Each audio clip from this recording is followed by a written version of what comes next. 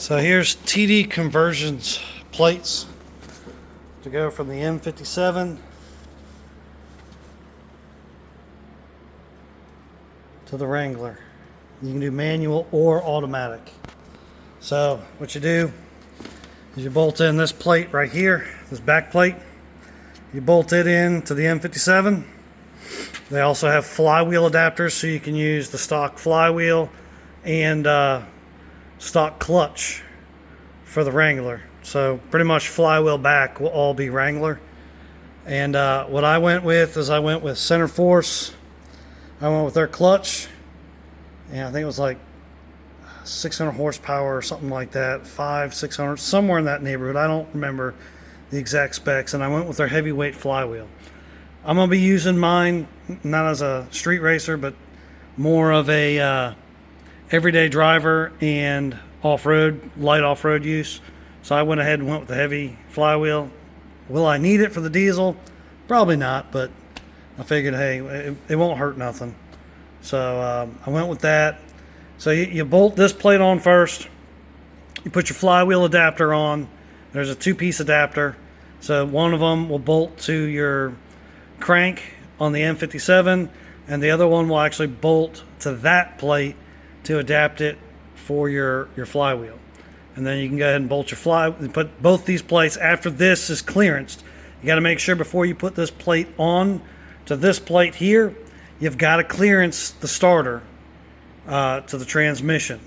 Once this is clearanced, it's a lot easier with this plate off and the starter bolted to it, so you can go straight to that tranny, kind of take it on and off.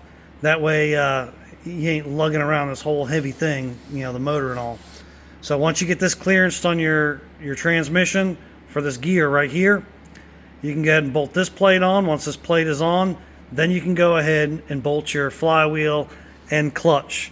Once you got this set up here and you're clearanced, you're ready to bolt this up to the transmission. So I've got a few wires I've got to get taken care of. I'm going to take them off, the old O2 sensor wires and ignition and stuff I'm not using anymore. I'm going to take those off, and I'm going to go ahead and use, after I get those off, I'm going to go ahead and put this in there and get it set up for my motor mounts. And these are the stock mounts that are on here.